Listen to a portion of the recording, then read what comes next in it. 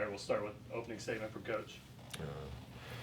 Tonight we ran into a really hot team. This team been playing really well. I thought the first half we started the game pretty good. We were able to see the ball go through the basket a little bit, and that's what you have to do. You have to score against this team so you can get back and get set. I thought we did that for a while. Then we went to the bench, and then we kind of hit a big lull. I think we had a stretch of about 10 minutes where we only scored 4 points, and they were able to get some separation from us there. And we never really, had a little bit of a push in the second half, but never really threatened them. I think they got comfortable. They kind of pounded us on the inside. Williams had an unbelievable game. It's nothing. Again, saw him watching him. Scouting his team 2 games ago. He was 9 for 9, so it's not a fluke. He's as good as advertised. Broom, I thought he was a real presence down there. It's a tough way to win a game when half of their misses that they got back on the offensive board. So we got to, again, I talked about it before the game, trying to get a little bit more physicality, making sure that we go and hit, keep them off their offensive boards, and we weren't able to get that accomplished tonight. Can you talk about what went wrong when Auburn went on a 22 run in the first half, and then how did you guys try to recover from there? Say that again. Can you talk about what went wrong in Auburn's run? Their 20-2 run in the middle of the first half. Yeah, we had a drought, our scoring drought. We didn't score ourselves. I mean, I think that was some of it. We just were, taking shots, and then they were able to get in transition. They, Williams. They made some threes in transition. And it's all, like I said, it was probably like a 10-minute stretch there where we got looks at the basket and they just didn't go in for us. We even got fouled on a 3-point shot, went to the line and wasn't able to convert those either. So that's just kind of snowball from there.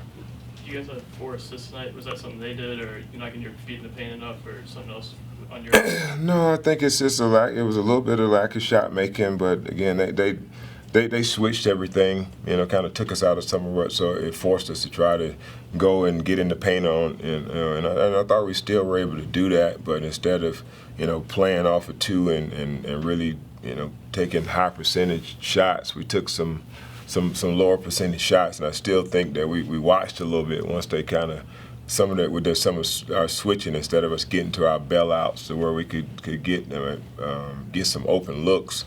Guys just kind of stopped, and I think that's something that we got to work on. I mean, we've seen switching teams before, but I think when it got a little bit sticky, once the guy we were spraying the ball, making the right plays, and then shots weren't falling, and those guys, and it's just natural.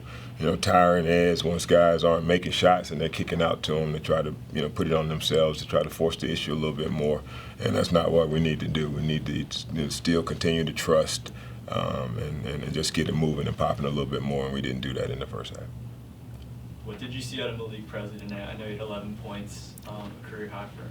Yeah, I thought Malik did some really good things for us. I mean, he crashed the board really hard. I think he had 4 offensive rebounds. I mean, we did a pretty good job on the offensive boards ourselves, but it's just more about defensive rebounds. I mean, we almost had as many offensive rebounds as we had defensive rebounds, and that's not a good thing.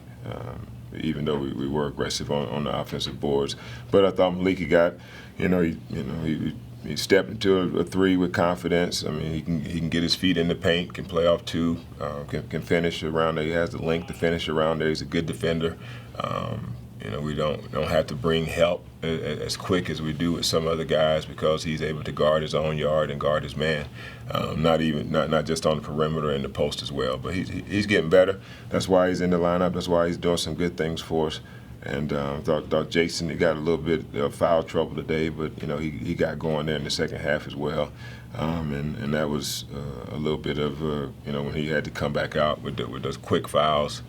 Those 2 quick fouls, that kind of hurt that second unit as well because he's a guy that we rely on in that second unit. Tough competition. I mean, game in, game out in the SEC. Is this the best you've seen this league since you've been here, you think? I mean, it's just hard to say right now. It's still early on. I mean, I hadn't seen everybody, but it's definitely a tough league. I mean, you cannot play. You have to play smart. You have to play physical. You can't play soft, at all. And I think a little bit undersized, but I think it's just a matter of will and a matter of toughness that we gotta find it. But it's definitely. I mean, this is definitely one of the best Auburn teams I've seen since I've been here. They did have a really a good group that first year. They had a real older group, but I mean, top to bottom right now, I think with those guys, coming off the bench for them, I don't know if we've seen this much depth on one team in the SEC right now. They really come with KD. I mean, you got KD coming off the bench. You got Cardwell coming off the bench. I mean, he's 12 and 6 for him. Blocking shots and doing the things that he's doing. So you think you get a little bit of relief when Williams and Broome go out of the game, and then he comes in and he probably has more energy than all of them. So I mean, they're definitely a tough cover and team that has a chance to do something really deep this year. You have yet to surpass the 80-point mark in a game yet this year. You have the players as in Tyron and guys like Jason off the bench, but what's it going to take to get that offense going like it can? Well, I don't think it's our offense is going. It's just we got to score. Got to score basket. I mean, look at the percentages. I think we're getting shots. We're getting makeable shots that we make in practice that we practice on, and we're just not able to, for whatever reason, to convert them in the game. It's like Tyron got to the line a little bit tonight. He was 7 for 8, but 3 for 12. That's not really gonna get it for our one of our go-to guys. We try to find a way to make it easier, create some more double gaps for him to get downhill and do some things. But he took 6 threes. A couple more of those. It's maybe a different game, but yeah. Tassos is a guy that is a 40% three-point shooter for us. He goes 0 for 4 tonight. Thought that, one of them got blocked, but I thought the other 3 were some pretty decent looks for him that he's capable of making. So again, it's a make and miss league. I think if we get 80 points, that'll be a good game for us. I think our defense has been doing some good things for us. Obviously, securing the rebound is a part of rebounding, and that's where a part of playing good defense, and we got to get a little bit better in that department. But our initial defense of making them miss the first shot, we're still doing that at a pretty good rate. So we just got to find a way to secure those balls and try to convert on the other end ourselves. What kind of mentality does it take to climb out of the 15 or 20-point hole that Auburn had put you guys in, and what do you tell the guys through those stretches in the game? Well, I just thought, I thought that if we could keep our turnovers down, then that could help us get back in the game if we made some shots. Right? I think we wouldn't be able to cut into it if we didn't take care of the ball. I think that was the biggest key coming into the game anyway, being able to take care of the ball.